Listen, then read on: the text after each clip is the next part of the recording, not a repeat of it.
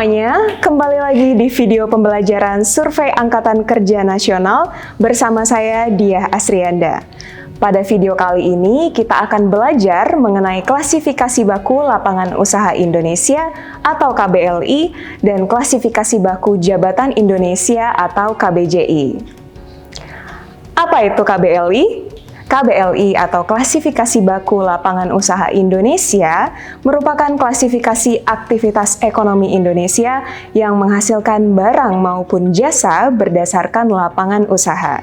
Dengan kata lain, KBLI mengelompokkan seluruh kegiatan ekonomi yang ada di Indonesia ke dalam kategori yang telah dibakukan. Mengapa aktivitas ekonomi harus dikelompokkan ke dalam KBLI? Seperti kita ketahui, aktivitas ekonomi sangat banyak jumlahnya. KBLI dapat mengelompokkannya menjadi lebih sederhana, sehingga dapat lebih mudah dianalisis untuk berbagai kepentingan. Salah satu manfaat KBLI adalah sebagai dasar penentuan klasifikasi bidang usaha perizinan investasi atau penanaman modal. KBLI yang digunakan saat ini adalah KBLI 2020. KBLI 2020 terdiri dari 21 kategori.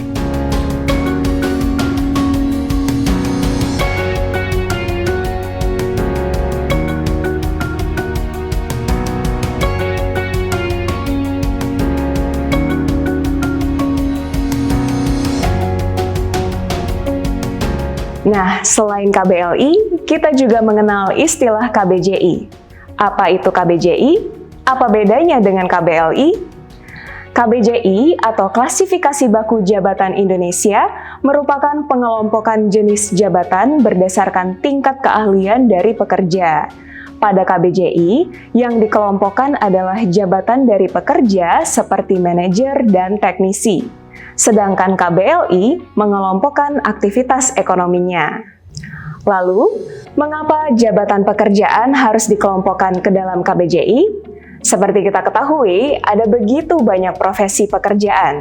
KBJI dapat mengelompokkannya menjadi lebih sederhana sehingga dapat lebih mudah dianalisis untuk berbagai kepentingan.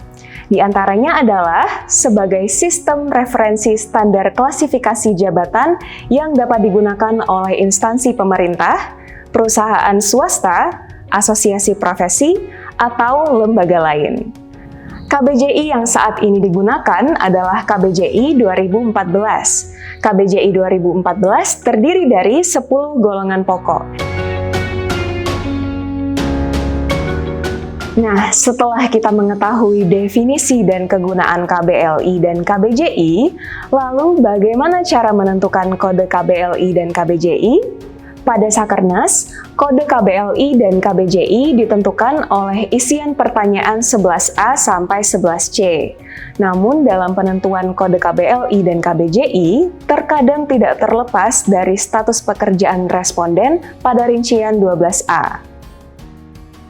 Pada pertanyaan 11A, ditanyakan, apa yang dikerjakan responden di tempat kerja?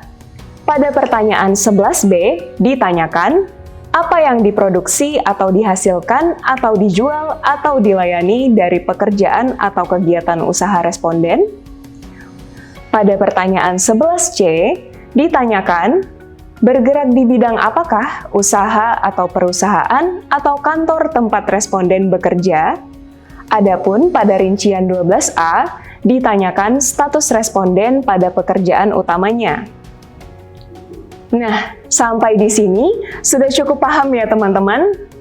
Pada dasarnya, untuk menentukan kode KBLI dan KBJI yang tepat, petugas harus mengisikan jawaban pada pertanyaan 11A sampai 11C secara detail dan jelas.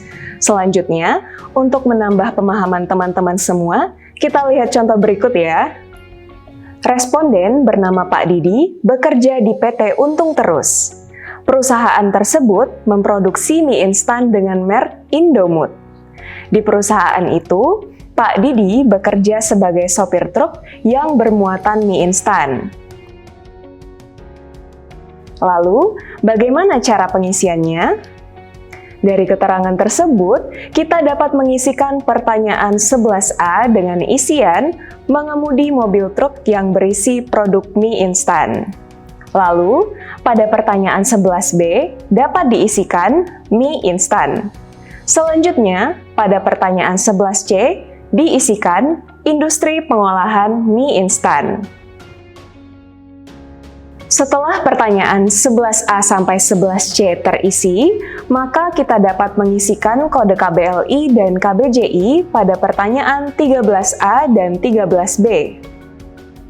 Pada kasus Pak Didi, PT Untung Terus memproduksi mie instan yang dapat dilihat dari isian pertanyaan 11B dan 11C.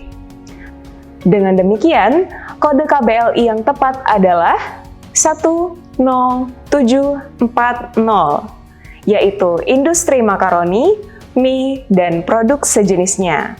Sedangkan untuk KBJI dapat ditentukan dari isian 11A dan 12A, yaitu mengemudi mobil truk yang berisi produk mie instan dengan status sebagai karyawan. Sehingga kode KBJI yang tepat adalah 8332, yaitu pengemudi truk berat dan truk kontainer. Setelah melihat contoh tadi, jadi semakin paham kan ya? Demikian materi singkat mengenai KBLI dan KBJI. Untuk mempelajarinya lebih lengkap, teman-teman dapat berdiskusi dengan instruktur atau mempelajarinya dari buku pedoman dan bahan ajar. Terima kasih, saya Dia Asrianda. Sampai jumpa!